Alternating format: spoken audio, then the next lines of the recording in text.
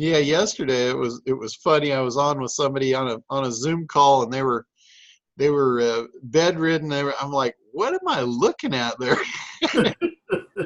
He was actually on her back. I don't know how she'd rigged the computer up above her. Scary thoughts. Scary thoughts. It was interesting. So yeah, it is a little frosty, but like I said, you get an East Coaster on here, and they're gonna laugh at us. True. True. Yeah, it was. They have a different perspective on things than we do. I was excited last week out at the fireworks show. That it was great weather. It was like it was definitely t-shirt weather during the day, and one night it got a little cold. The wind came through, and it was a little frosty. But geez, other than that, what more could you want? No. I know you had a blast out there. Yeah, I put a bunch up on Facebook for you guys if you're into fireworks. I saw the hat, John. I thought you might have caught a cold in the desert. No cold. Just I caught cold when I'm here. It's frosty out here. Yeah. Usually I have my door open and let the breeze come through, but I'm locked down today.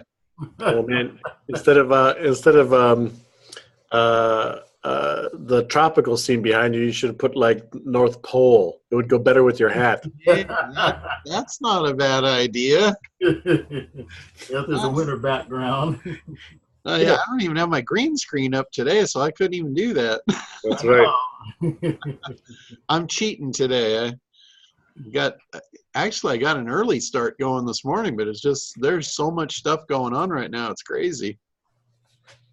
Brother, I know what you mean. Yep. Great stuff. I was gonna say it's all good stuff, but it is a lot. It's a lot of stuff going on right now, I'll tell you.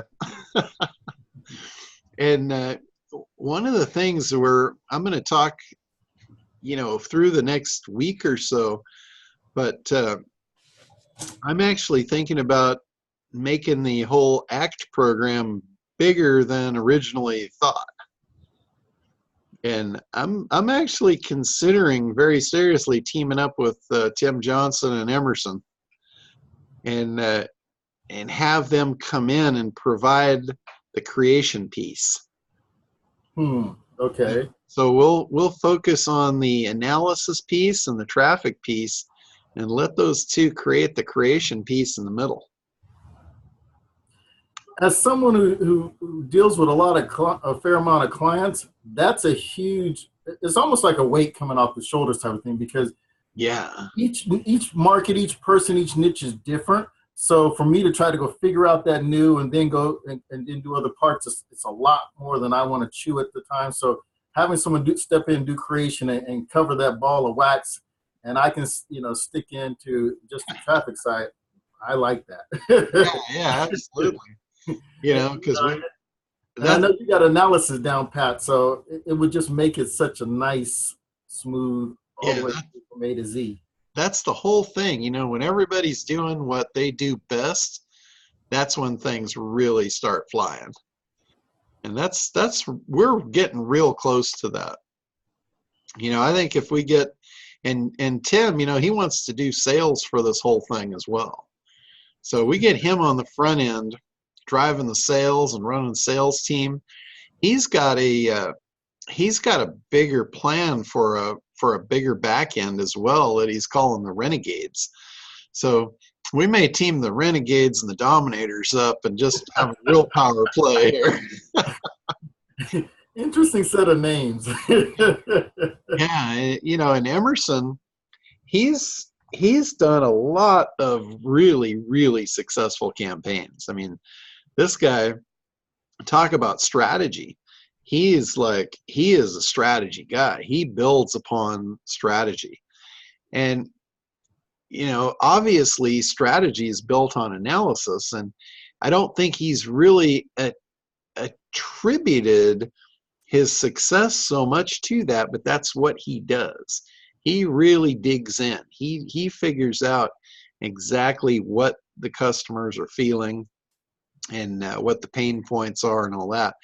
So when he writes and, he does copywriting and he creates that, that back end program that's going to work and work really flawlessly, it is absolutely based on his analysis. But he is just, he's like me. He's been around forever and he's been serving the commercial community forever. And it's like we've got this level of unconscious competency. Like when a customer comes to me, a lot of times I don't have to go through all those steps of analysis like you guys do, because I've probably been through it already with different clients and different industries, because I've worked with so many different companies at this point. So that's why teaching how to do something and knowing how to do something is entirely two different realms. Well, Emerson, he knows how to do this stuff, and he knows how to do it at a level that no one will ever be able to follow. It was quite a project. I know some of you guys were involved in it. It was quite a project to actually draw out of me how I actually do all these things, how I do analysis and how I do, the creation piece and the traffic pieces and all of that. It was very easy to teach it from a high level, but when we actually figured out, hey, we got to get down in the nuts and bolts and the step-by-step processes, it was quite an ordeal. So that's the thing about having somebody like Emerson in the middle to do the creation piece. He is so good at that. But again, he still needs to base everything off of reality, not off of just fantasy. And that's where so many people get stuck, is they've got this fantasy in their head, and that's the only place it really exists, is in their head. And then they create an ad campaign around it. It doesn't work, and they wonder why. And it's like, well, that ad campaign that you created, it doesn't match anything in the real world. So that's your biggest number one reason for failure, is it's a miscommunication of, of the message. You might have a great message, but maybe there's no market for it. Maybe there's no audience. And that's what Emerson's all about, is figuring out, what that is. And it all wraps back into the ACT program. And Tim, he is a phenomenal sales guy. And he is coming up with, talk about a unique mechanism. Again, these guys do this stuff. They're doing all this successful stuff intuitively. Yeah. They're not laying it down on paper. They're not following a process. They're just doing it because they've done it for so long. And it's like that. I have a great saying about that. And I throw this out whenever somebody asks me, how did you get to do, how can you be so good at something? And I always throw this saying out for them. And I say, how did it go? It's a great one. It's like, I've been doing so much with so little for so long, I'm now qualified to do anything with nothing at all. And that's really it. I mean, it's based on experience. When you go into an ad agency, they're not doing your campaign for the first time. They're basing it on hundreds of years of experience. If you look at the guys that are involved in creating the campaign and you add them up, their experience total combined, it's hundreds of years of experience. That's why the campaigns work. So that's what we're looking at bringing into this program, is that experience, not just my experience. My experience in the ad world is very small and short compared to my experience in the traffic world. I just know that in the traffic world, every time we have a campaign that works, it's based on the ACT program, which is based on the ad agency method model. So, they say history repeats itself, and if you want to get success, you follow someone that's successful, and that's what the ACT program does. It follows the ad agency methodology that is successful. It's always been successful because it's based on, certain principles that some very smart individuals a very long time ago figured out. I don't know how they did it, but, human psychology really hasn't changed. It always has been the heart wants and the head gets in the way. like even back in caveman times. You know, if you were a caveman sitting in a cave and, you know, a squirrel walks out in front of you, out in front of your cave, you know, your heart says, hey, I'm hungry. I want to eat that little bugger. And then your head says, hey, maybe I should look and see if there's something's going to eat me when I go after it. The head is there to protect you. You know, the heart wants and the head says no. You've got to convince the head. So that's what an ad campaign is. And that, like I said, that hasn't changed. It goes all the way back to the caveman days. So psychology remains the same. You know, we as human beings, we have not changed. You know, it's like dogs. Dogs are, you know, any kind of animal. They've been around for centuries, and they've got certain instincts, and you can't change that. You know, yeah, you can train them, you can show them tricks, you can learn, but at the core level, we've all got those instincts, that human nature, if you will. And that's where understanding that, to be able to craft a message to take you from where you are to where you want to be, is vitally important. And anyway, so back to the powerhouse that we're setting up. You know, Tim Johnson, I was talking about, you know, he's doing these things naturally, and he came up with a unique mechanism for why he sells so good. And he says it's not about you, you know, it's about them, but it's more than just about them. It's about the why about them. He said it's always about, if you want to get to make a sale, you got to figure out why they want what you have, or why they would want it. You know, it's the why behind everything. So, you know, maybe they say they want more money. Well, it's not really the thing. They don't really want more money. It's why do they want the money? What's that going to do for them? Is that going to allow them to take their family on vacation that they haven't had to go on in 3 years because they haven't had the money?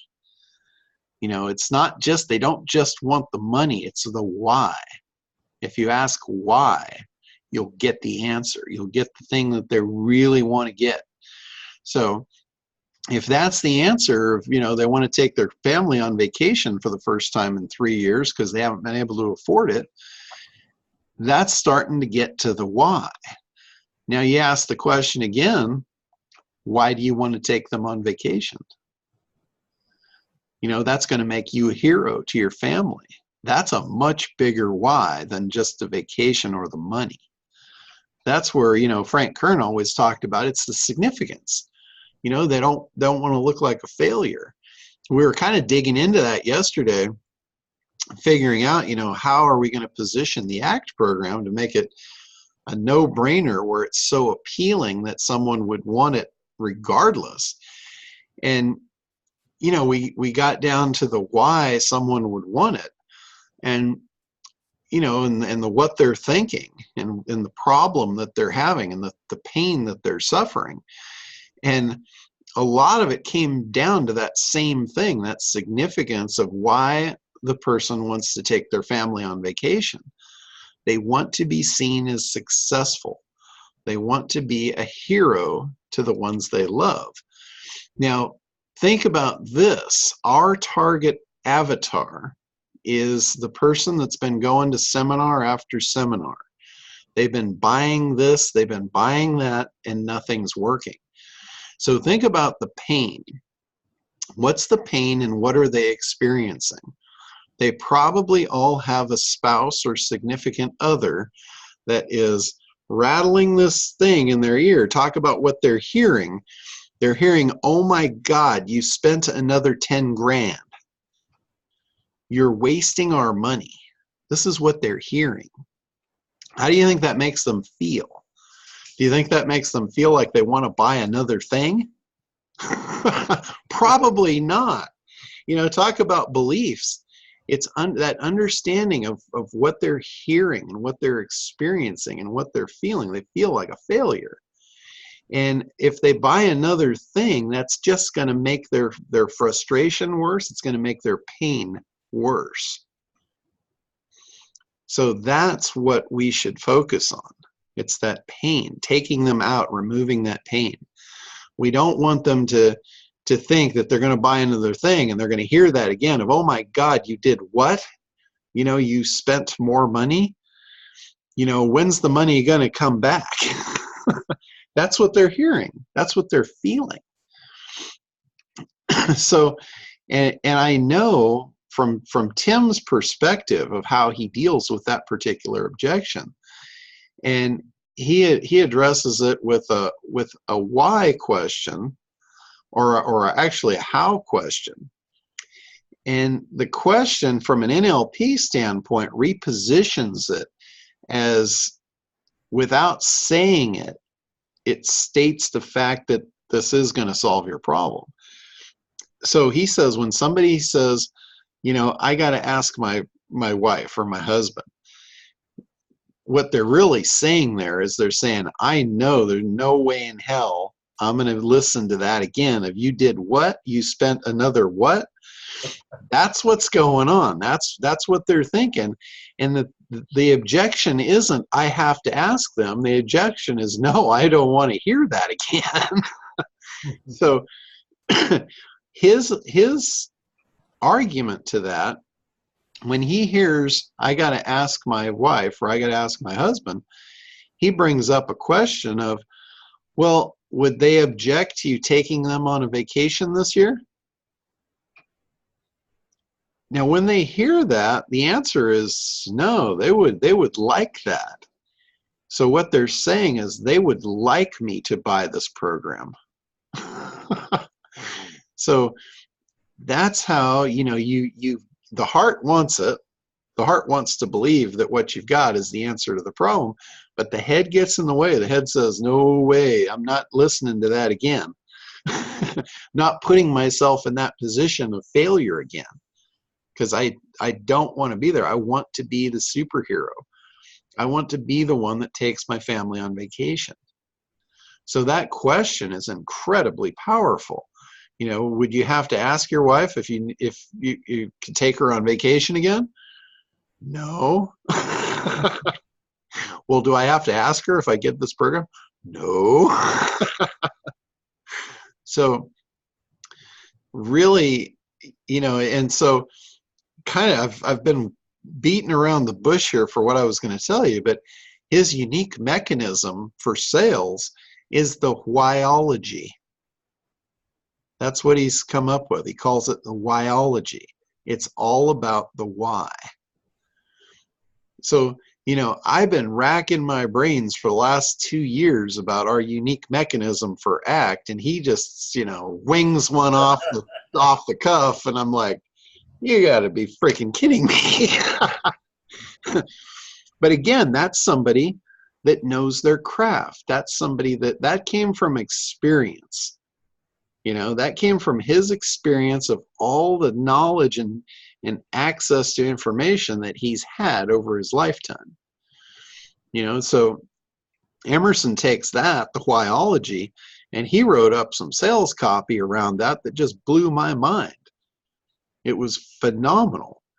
So to have someone on the team that knows the sales end of how to position your product to sell, and have somebody, you know, that can wrap the copy around that, that's worth gearing up and, you know, putting a team of superheroes together. So, you know, and then that makes our job easy, you know, for Anthony and I to drive traffic at that point, that becomes a no-brainer. You know, between, you know, SEO and paid traffic and video traffic and all that, we should be able to turn every one of these pots of gold into the rainbow that everyone's been looking for. So anyway, that's kind of what I'm tying together here in the next week or so, is trying to get the ends tied up on that. And as you guys may know, we've brought in Jonathan Herbert, who he was one of the founders behind the Internet Marketing Party, knows everyone in the industry. I haven't come up with anybody out of my a few people out of my contact list that are completely not in the internet marketing space, but most everybody he already knows. So when I give him the contact list, he's like, oh yeah, I know all these guys. I'll make the calls. I'll set this up. So he's going to be able to bring us a volume of people to run through here before we even get to paid ads. So we're going to get this baby off the ground. It's coming real soon. So all right, so back to our apprentices here. Where is anybody stuck? You know, what can we do to advance you?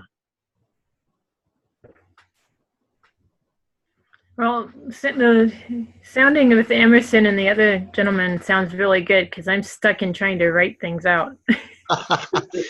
Yeah, Emerson he is awesome at the copy. He has done copywriting for a lot of major things that you might have seen on TV. He's done copywriting for a lot of the really successful infomercials. So I'll add this. I had brief contact with Emerson, and I've had a decent amount of contact with Tim. But they both, Tim, like John said, that experience. He just comes up with stuff, and it's almost like he's just rattling it off at you. But you can just see it. It is an experiential thing where he's done it so well so many times that it comes out naturally. And then Emerson was just throwing some nuggets at me yesterday in a short, 10-minute conversation that was just like, wow. So when this is going to be really good because these people come aboard and with their particular talents, we will definitely be able to benefit. And it's a speeds up the process, if you will. Again, we don't have to sit there. Tim comes with stuff fast. Emerson seems to be just as quick. So writing that copy now should come down to maybe days versus it taking weeks or whatever window you have. So that's going to be really a fun thing. Yeah, it's the cool thing about this all is both Tim and Emerson and Jonathan. Jonathan mostly has some internet marketing background, but Emerson and Tim, they both come out just like me. They come out of the real world. They are not these internet marketing spawned entrepreneurs. These are all people that have collaborated together that actually want to do good. We're not about just, scamming people and making as many sales as possible. Our goal, our basis for what we're all doing, each in our own way, is to help people. And, you guys know enough about me. That's the most important thing to me, is that whatever I do or whatever I create, it is actually helpful and more valuable than what it costs. There's enormous value in the things that I do and that I offer. And that's the same thing with Tim and the same thing with Emerson. We're all very much on the same path. And I have not experienced that with the people in the internet marketing space. Everybody that I know, and I know a lot of them, they are in it for the quick buck. They're in it for in and out. They're not there for the long term. They're not there for the long haul. They're not there to support you long term. They're strictly in it to make a buck. And that's why I really like these guys. Working with these guys has been a true pleasure. It's not about, how much they can charge you. It's about how much they can help you. That's what it's all about. So it's really exciting, really, really cool stuff. I'm very much looking forward to getting on board with us and finally building our dream team that we've been waiting for. Well, I think today is the fourth Thursday, so it's traffic day. So I'm gonna grab the reins for a hot minute since Chris and Gwen are on here. I had a few things I was going to go over, but let me ask first, Chris and Gwen, did you guys have any particular questions on traffic? I know, Gwen, you've done some stuff with it. Chris, have you done anything with Facebook ads at all? Have you had a chance to play with it? Is Chris there? He's alive. We'll unmute him there. See, Chris. Yep. Sorry, my microphone. I keep forgetting I got to push the button on my microphone too. Ah, there you go. Yeah. So have you had a chance to do anything with Facebook ads at all? Any experiences with it? I have not at this point. Part of that is because what I'm doing is pursuing the live market. With what I'm doing, I'm going out to churches now and talking to them and just kind of getting feedback on what people are looking for, what exactly they're looking for, and what kind of product they would like, and what their pain point is. So it's right now going to churches. I'm going to another one this weekend to get a feel for their congregation. So it's really kind of in the analysis stage of what people need, what form they need it in. And so I'm not doing any, to answer your question, no, I'm not doing anything with Facebook ads at this time. Okay.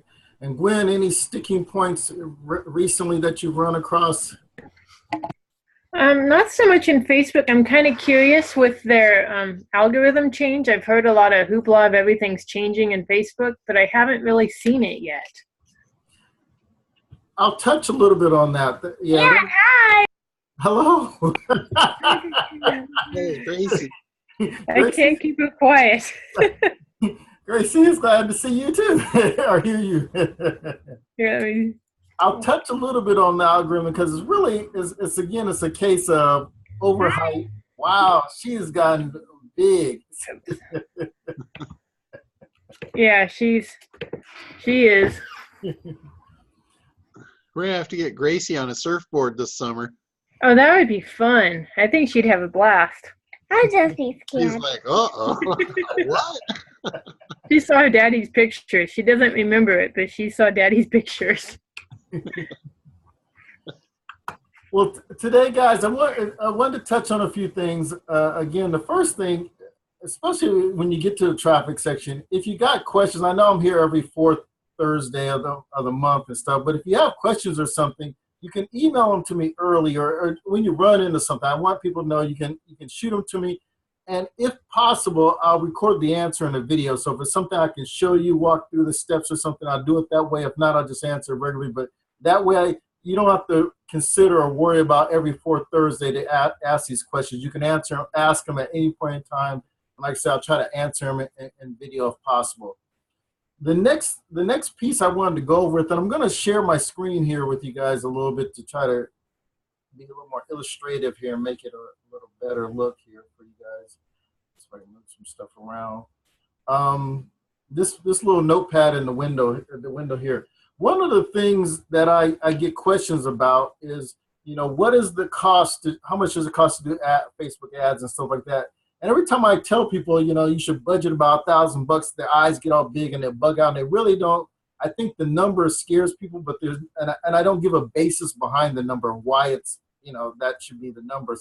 So today I kind of wrote it out a little bit, and I wanted to kind of talk to you guys and kind of say, here's why it makes sense. Here's what you're trying to accomplish. So this is why this number is. So Chris, this might be a little more value for you. Gwen, you've been doing it, so you probably get a lot of this, but let's just say, because Facebook has basically a $5 a day budget they can do. So that's basically $150 a month. So you can run a 30-day campaign for $150. So there's no, that $1,000 I throw out there is not mandatory type of scenario. But what we're trying to do is we're trying to determine and test and ascertain what's a good winning campaign. So for example, let's say you're testing two creatives, you're testing two different images. And one of the things I want you to know is that you don't know what it's going to cost you per click until you run a campaign. There's all kinds of stuff we can research and get some estimates, but until you run the campaign, you don't have an idea of that number. Until you run it for a little bit of time, that number will vary. So I generally will pick a number like, let's say you run a campaign and each click is worth $1. Well, if you're running two pictures and you're only paying $5 a day and each click is $1, how long is it going to take you before you can get enough good data to be able to declare which of those two images is the winning image? And so you can see that at $5 a day, it's going to take you quite a while to gather enough clicks through to say image A is that much better than image B. I mean, you can use smaller numbers, but realistically, if on day one you get a 3-2 click ratio, and then the next day you even got a 4-1 click ratio, are you comfortable enough to say, yeah, image A is that much better, so I'm going to run with that, and I'm going to scale and put my money behind that? And if you are, that's, you know, each person is different, but that's kind of why all of a sudden that $5 a day is just not that effective in getting there. It just extends your time. Now let's say $1,000 a day, that's $33 a day, 1,000 a month, excuse me. That budgets out to about $33 a day. Again, using the same example where each click is $1, after about 3 days of testing, you're going to have approximately 100 clicks. And that's a better number to say, okay, 60-40, 70-30, you know, I got a better feel for which one of these two images is working better. So you can see just testing that one element, the ad creative, how much it's going to take to get enough data to get to where you need to go.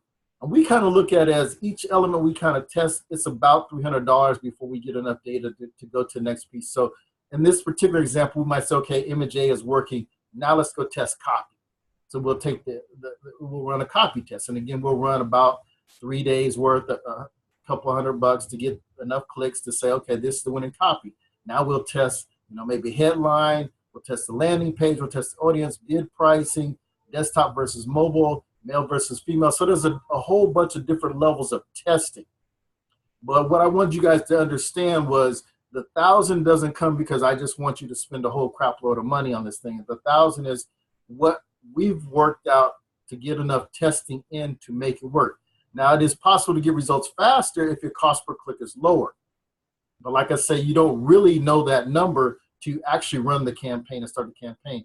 Generally, we see things at 50, 70 cents majority of the time, but also it depends on the market, depends on the niche. Some of the niches, the real estate niche is a little higher, the vitamin niche is a little higher. So some of these are some pricey neighborhoods to be in. So that I wanted to kind of share that information with you guys just so you can have a background and a basis of understanding why, you know, the $5 a day budget thing is not effective in the beginning. Now, once you get a winning campaign, you can actually literally go back to a small thing because you figure some stuff out and it still works effectively. We've actually done that where we've gone, tested, got everything correct, and then we kind of backed it down for people, especially with lead gen. Some of the people are getting overwhelmed with too many leads and they're not following up and calling them and all that good stuff. So you can actually go down lower than that after you've got your winning data. But that is the basis for that. Does that make sense, Chris, Gwen? It does. But let me ask you, when people, you said, you know, after you figure out your target, you can slow down. But isn't that unusual? Once people find their market and see it's working, wouldn't they just kind of speed it up? You know, put more investment into it? Most people do. The two clients that have done this recently to me, one's a photographer, and she was a referral. She wanted leads, but she didn't really know what that meant. So when we started her campaign, she's getting literally 1 lead a day, and that's overwhelming her, surprisingly enough, because she was a starting photographer, and she's got a kid, so she really hadn't planned the rest of the package together. So even 1 lead, and she had like, you know, 3 come in real quick over the weekend. She's like, I don't have time to call them. I haven't figured out what I'm going to say and all these pieces. So she's like, can you slow this thing down because I'm not there yet. I'm not ready. So she did that. Then we had a realtor, and we're getting him like 3 leads a day. And again, it was just starting to build up. He was not able to keep up in terms of calling them and figuring out what's going on. So he's like, slow it down. Let me figure it out. And where we're really going to go is there's a group that actually he can hire that's going to make the calls for him. And that's kind of where we've gone to now. But for a while there, it was like, can you slow this thing down a little bit?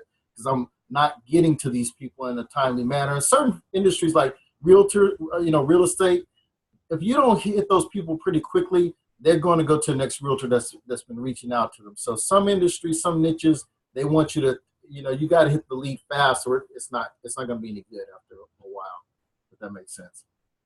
Everybody else we have, they pretty much say, okay, you got to figure it out. Let's, you know, we got an insurance company. They just called me earlier today, and we were talking about the good news and stuff. And they had the same problem. We sent them a bunch of leads. They weren't ready, but then they went back. We stopped for a month. They trained one particular agent. They were doing testing with 4 agents, and they went back and trained just 1 agent. And now we're going to run the new campaign. We figured out testing, so we're going to do a scaled up campaign to 1 agent that they particularly tested to handle all the volume and stuff. So it's really going to go gangbusters now because they took the time to go back and fix things. So I guess the issue becomes, you know, and John said it before, you know, he'll tell people, if I send you a 1,000 people to your traffic today. Are you ready for it? And that's kind of what we're finding out. People aren't always ready for it, even though they say they are and they think they are. They don't kind of know. So that makes a little sense. So that was that piece. And then the second piece, I want to talk to you guys about layering and building your audience. Wynn, do you do layering with your audience and that kind of stuff? No, not yet. Okay. I'm going to kind of go through that with you guys, and I'm actually going to record it so that it'll be available for the group. So I'm going to and Anthony, would you just define layering? Okay. So let me set the recording real quick, and then I'll do it all in that context, Chris, so that people can get that definition. So I'm logging in the Business Manager real quick, real fast. I'm just going to pick a random account here. Come on, Facebook. All right, we'll do the Business Realtor account real quick. And I'm going to start, oops, if I can find it. Camtasia. Okay, let's start Camtasia.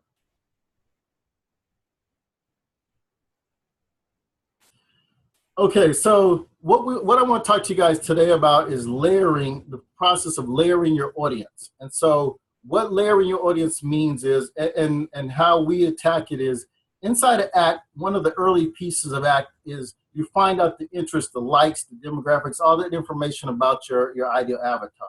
For example, here on the left, this bottom one, actually let me close this one. This bottom one this is actually my starting list for one of my campaigns. We're doing lead generation for realtors. So I was like, okay, what are they interested in? So I picked, starting point, realtor, real estate agent, real estate broker, investor, lead generation leads, lead gen, home buyer leads, home seller leads, ClickFunnels, Infusionsoft, Active Campaign, and ads. So what I've done is these are just a group of interests I've picked out. And normally what most people do is they'll pick all these different interests and they'll dump it into their ad campaign into one category, one box. And let me show you that. So I personally start off by building my audience first, figuring out who I'm targeting, want to send to, and then I'll create the campaign and I'll select that saved audience. So I'm going to build out kind of a new audience to walk you guys through and show you that process. So I'm going to create a new audience, and it's going to be a saved audience.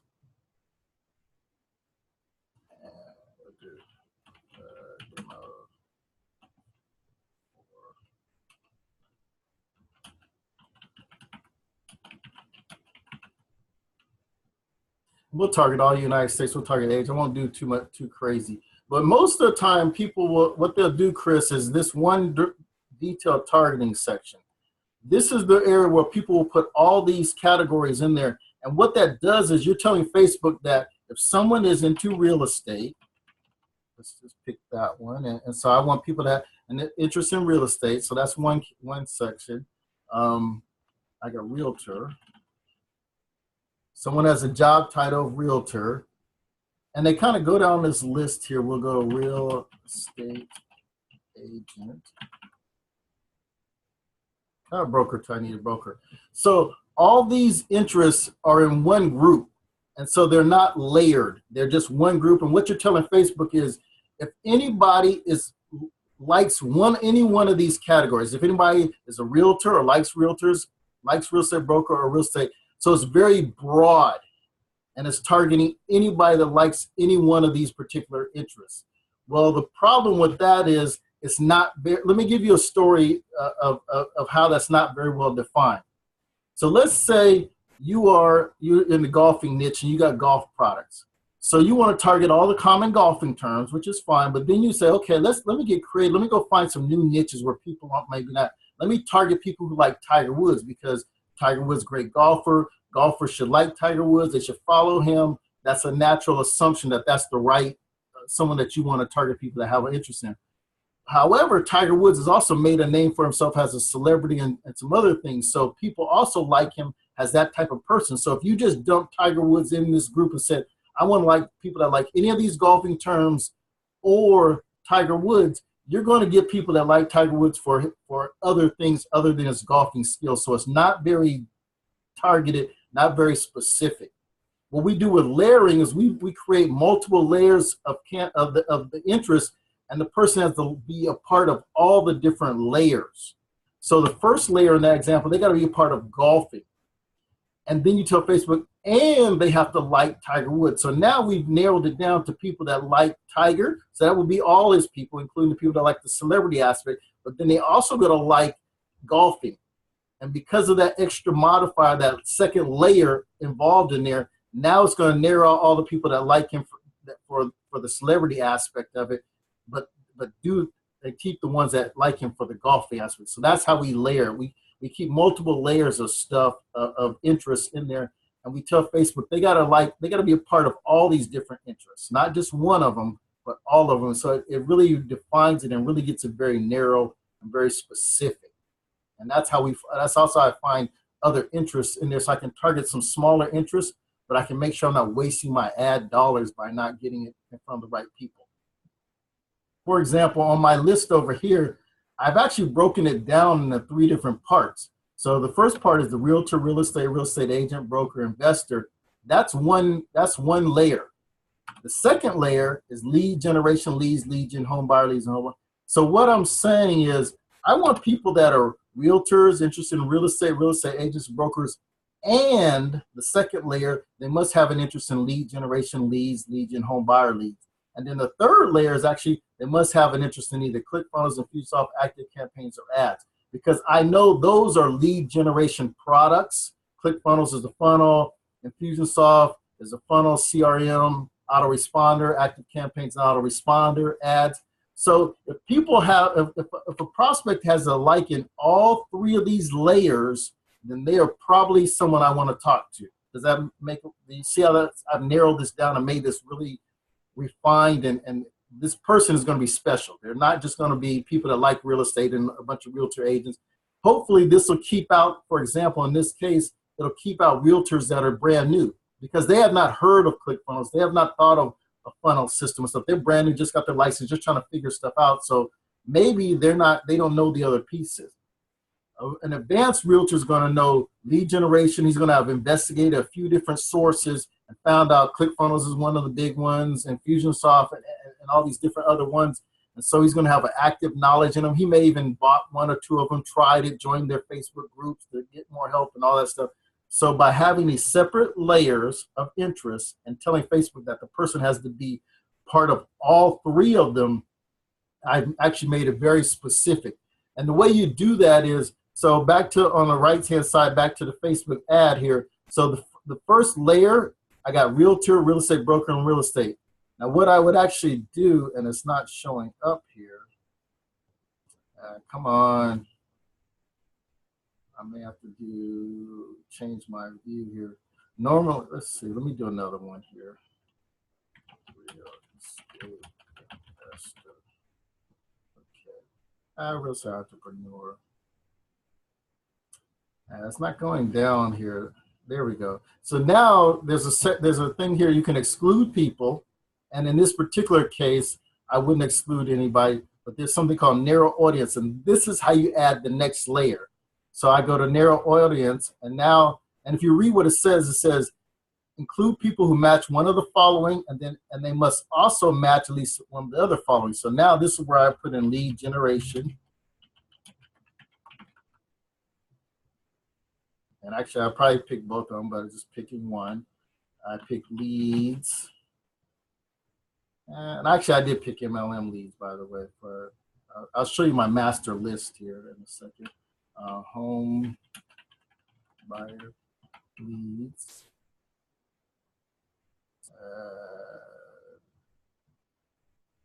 There's a home buyer leads category. It's not showing up here, but I'll back that up. We'll go to...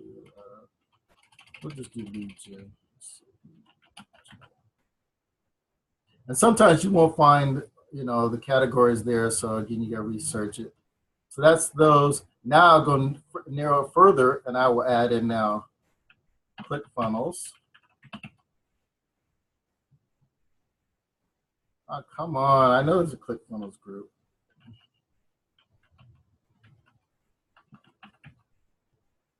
Infusionsoft. Active campaign. Actually, that's another category I picked. Actually, active campaign. Let's do just ads. Of course, my demonstration. So basically, this is again layering. I got 3 layers. I got the first layer, and this is my logic how I layered it. My first layer is kind of their job title. Second layer is they got to be interested in lead generation, and third, they got to be interested in some of the tools that you utilize for lead generation. So based upon that, I would create this audience. This audience has about 400,000 people involved, but they're very specific. They must meet all the criteria. And that to me is going to be a good quality prospect for what I have to offer because they match that. Does that make sense, guys? Yes, it does. So that's a little bit about layering. Now, what I also want to show you real quick is I'll show you one of my layering lists that I start off with just to kind of, stupid thing. Okay, so what we're, dang it, too many screens here. So this top notepad document over here, this is my list of interests I target. And this is a small list, but you know, again, Gwen, I know you're doing some stuff. If you're not reaching, you know, digging this deep in your analysis and your audience, I personally feel you're kind of, you know, missing some opportunities that separate you from everybody else. Because again, a lot of people are going to target realtors in general and very blanket type of stuff. I've gone a little deeper. You'll see in here, I've targeted some systems like My Lead System Pro, which is a real estate system.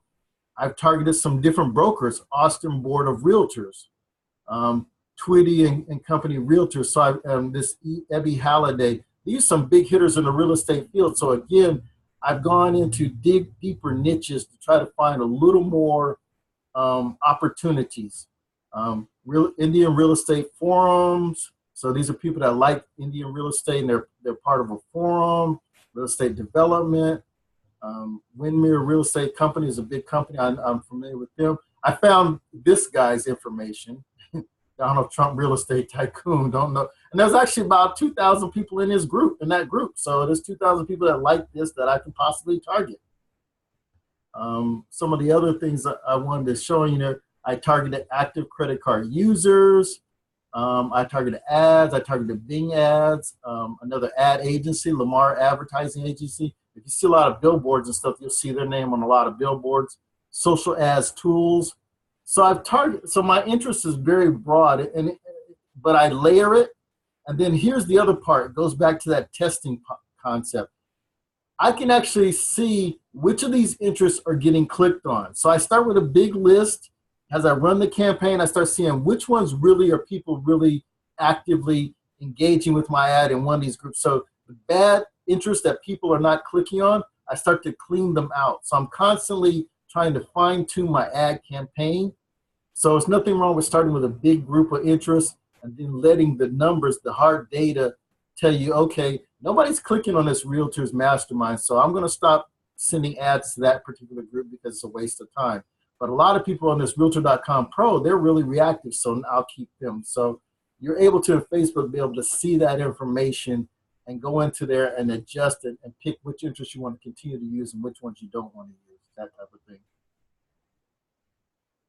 So that's kind of a nutshell what I want you guys to see on layering. And again, I kind of know right this second that you got, you know, Chris, you're not quite there yet. Gwen, you're doing some things, but you said you haven't gotten into the layering side. So this may be ahead of the thing, but what I'm going to try to do, because John mentioned people are starting to get ready for traffic, is try to have specific examples of things you can do and utilize and show you guys. And then, like I say, adding that with, if you have a question, I'll go ahead and create a video if possible of the answer for you so that we can get you guys moving forward on this side of the process, especially with, you know, my area, which is the paid traffic area and that kind of stuff. So, Anthony, do you have a video on how you found all those groups? It would be a boring one, Gwen. I'll make something on that, but it's pretty boring. It's really a matter of... You don't have to. It's unfortunate. It's manual labor. Basically, you kind of go in there and you I hand write out my list. So that starting list I have, I hand write that out, and I just keep writing. I keep throwing ideas. And then I keep the notepad document open. Let me do this here. We'll drag this out of the way, and we'll close this. Actually, I need that back open. So let me reopen it again here. Test. So when I'm adding the demographics, so I'll do a notepad document with all my, just a bunch of terms. I just keep typing till my brain gets dead. Then I'll bring one over, and as you start typing it, Facebook starts to feed you more. And so I'll come back, and it's a pain in the butt, but I'll say, okay, I see real estate broker, realtor.com, realtor magazine, realtor.com.pro. So I'll then copy those over onto my document, and I kind of cutting and pasting back and forth like that, if that makes sense. Okay, so you're starting with your idea and then taking Facebook's additional suggestions. Correct. And adding them in, because I know on the back end, once I set this up and run the campaign, any of those suggestions that are useless, I can get rid of them and keep moving forward. But what it gives me so many more ideas, because my list I started with is very small. What I came up with, this is actually 119, and I redid this process again this morning, and I was actually at 175 before I said, oh, I'm going to stop right now. Okay, that was kind of what I was thinking you were doing, much like we do with the Google Suggest. Pretty much, yeah. Now there's another wrinkle to that I do. That let me see if I can get to that point here. Let's see if we go. I will just pull up a page real quick. I can't do it that way. Actually, I got to do it through my personal. Facebook is such a pain in the butt. Man, they kill me. All the stuff that the person do. So I will go over here and I will find a page. So let's do, can't think of a realtor. Realtor. Actually, my neighbor's Big Block Realty. So I'll go find a business page. And again, it's a manual process. I will go over to, they don't have many likes. So I'll look at different pages, and this is a group. That's why it's a group, not the page. Let me see, Big Block Realty. These are groups. Where's their page? Here's their other page. Okay, we'll pick a person, one of the people out of it. But I'll go to their page. Come on, Facebook, find the page. And I will see what they like. Page is liked by this page. I'll click on that, and I'll start going down this list and see if there's anybody else I can add. So looking through this list, I don't know who this. So I would add this nonprofit just because I don't know who they are. This one probably not. Pigment probably not because it says home decor. But I would probably find, like, I saw National Association of Realtors, so I'd add that to my list. I would add Tom Ferry because I know a little bit about Tom Ferry. I know he's in the public, motivation space. So again, if I'm looking for realtors who are motivated to take the next step and go further, and liking Tom Ferry might be someone I want to add to my thing. Here's another realtor. So again, I would add her. Let's see, anybody else? San Diego Association of Realtors. This Axia Real Estate Group. So I would add all those to my list. Then I would go to their pages and see who they like. So it's a long, timely process. But here's how John actually said it. I think either Emerson said it yesterday. This is what Jimmy said. Emerson said, instead of looking at this thing as like this is a long process and a lot of people to figure out who my real people are, I look at it now as how fast can I get through these people to get to the real people I need to find. So I've kind of changed my mind shift and say, I can start with a big list, and my whole goal is to weed out anybody who's not serious, who doesn't fit me. So how fast can I weed through these people and get to the serious people? So how fast can I eliminate these people? Yep. So basically, I get this big list, and then I test it, and then as soon as I can feel that, no clicks, no action, boom, they're off, they're eliminated, and it starts to leave you the good people that's left. So but it's a manual process. I have not figured a better, easier way to do this other than what we do this way. Anthony, I have a question for you. So you're talking about, if you put different layers on your search, and you find that you're not getting a response, you're saying that you just let go of some of those layers and refine the layers that you're reaching out to? Correct. Well, but my question is what I was going to ask originally is, it's all about finding your perceived niche and then doing the testing. And the testing will be, like male, female, this photo, this headline. And so I was going to ask you, how do you know I was going to ask you, do you keep your layers more often than you change your content? Meaning, like, if you're going for realtors, and you're going for people who are, brokers, and that you're going for people who know about Infusionsoft. Let's say you pick that layer and you try some content. How do you decide when you're not getting a response? Is it my content I'm putting out there and testing, or am I just fishing in the wrong fishing hole? Am I using the wrong bait, or am I in the wrong fishing hole? Well, your numbers are going to help tell you some different pieces of that. One of the ways we'll do that is we'll do a video ad, and you'll measure engagement of that ad. And so the time frame that people watch your ad will tell you that message is on point, because people are watching it at a high 75%. They're seeing through the whole thing.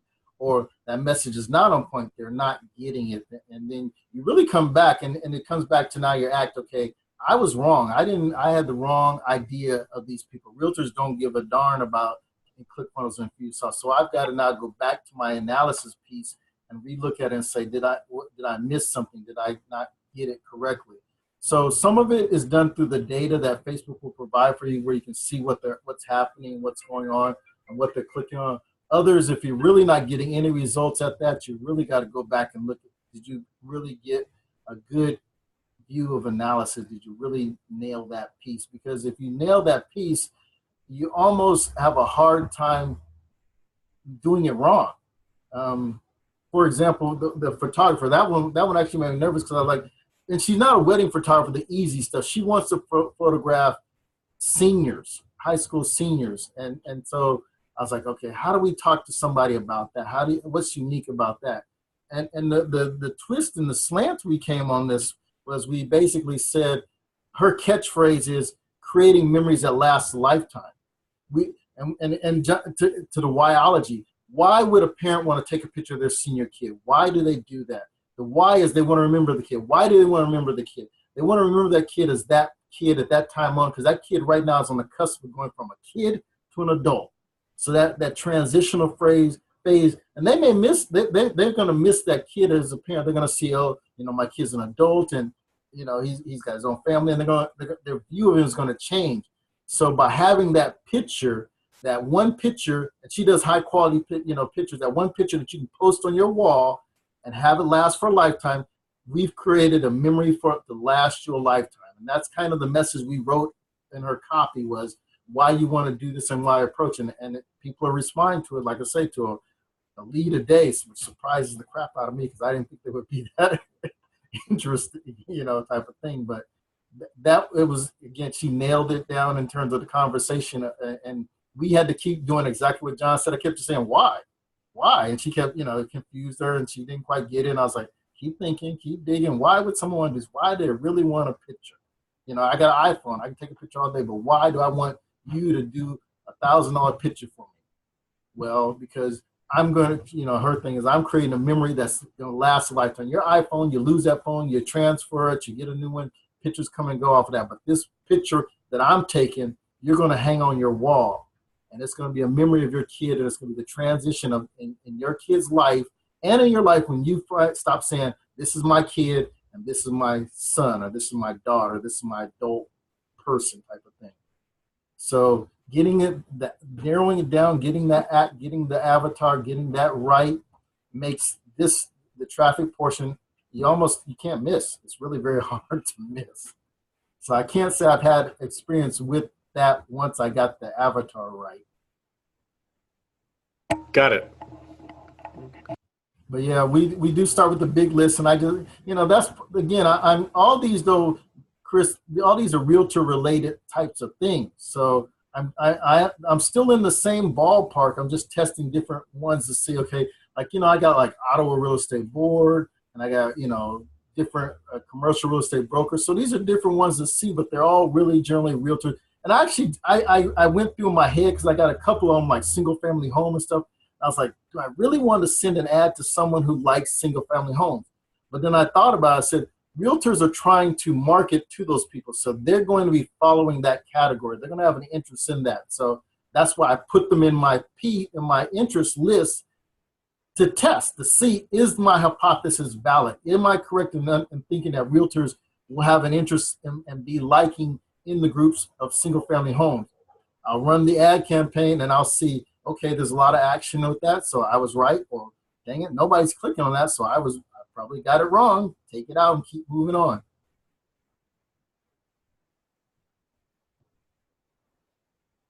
Cool. Does that help a little bit, Gwen, on some of the stuff you might be doing? To a degree. I'm not doing a lot right now on the advertising, but it is helpful just making sure I'm aware of it. Okay.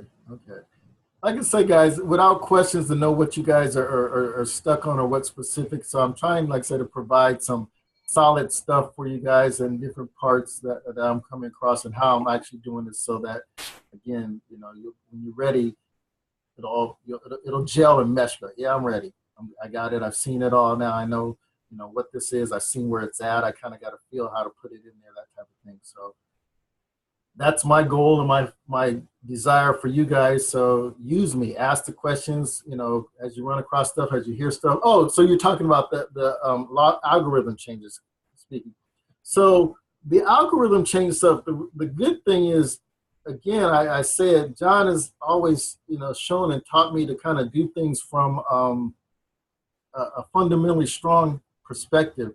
So kind of by doing the fundamentals correctly, the algorithm stuff, especially the stuff where, Zuckerberg is basically talking about taking people and changing some of the stuff, that's not impacting what we're seeing realistically because we provide engaging content. So that's the first thing. If the content isn't engaging, it wasn't going to work anyway in the long term. So we've always kind of made our ads and stuff. Like I said, the ad for the photographer, again, we spoke to the emotional side.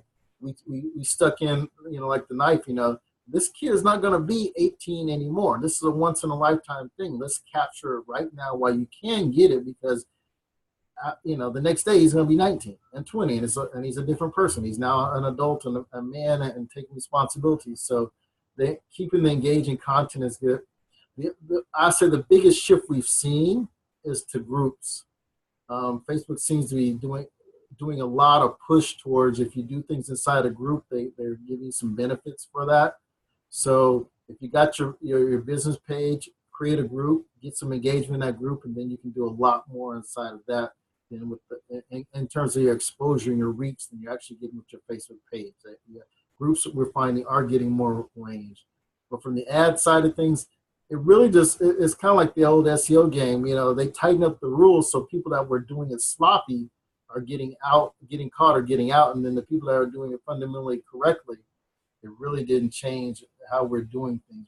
We write good, clean copy, engage. We have, we do take the time to pick the audience and make sure, again, all that layering and stuff like that is making sure the right people are seeing it. So again, our engagement numbers are high enough, generally speaking, where it's not a problem for us.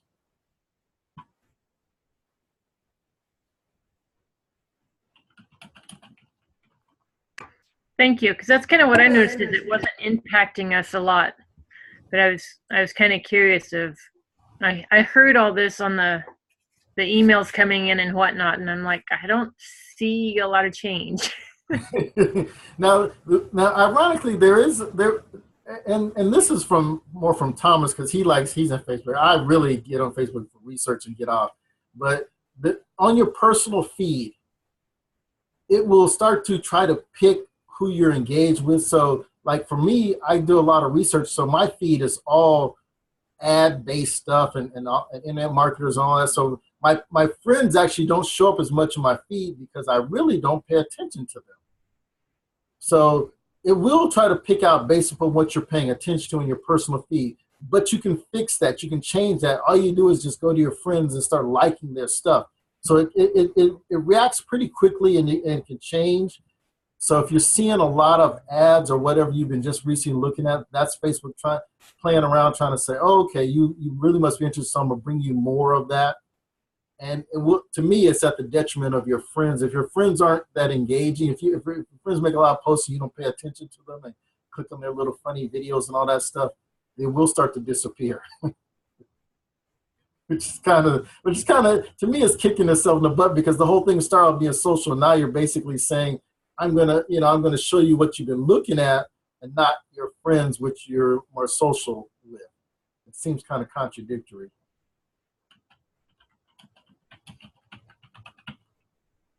But that is your user experience, so that's what they're giving you. Yeah, which again, it makes odd sense because that is what you're looking at and paying attention. But like for someone like me, you look at my feed and be like, you have no friends. I got Neil Patel and Frank Kern, all these Russell Brunson, because that's what I'm searching and researching, and then realtors and stuff like that. So my feed just looks horrifying.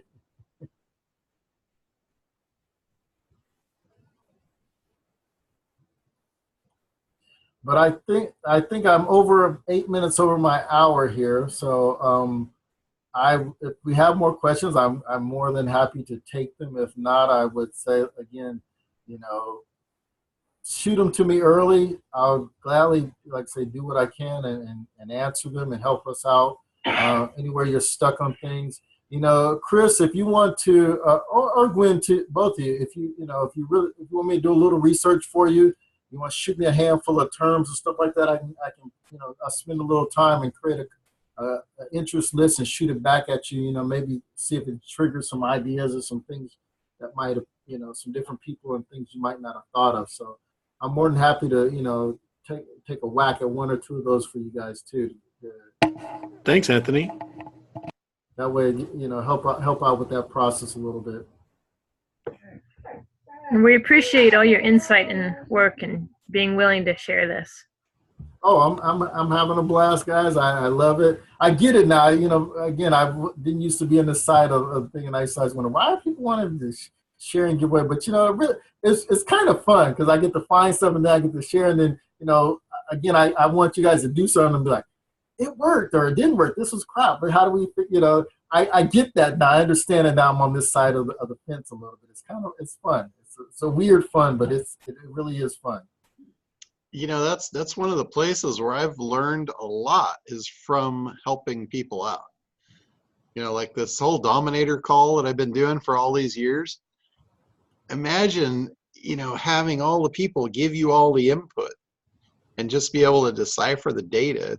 It really is an amazing learning tool to see, what everyone is running up against. So yeah, the more you do it, the better you'll get. Well,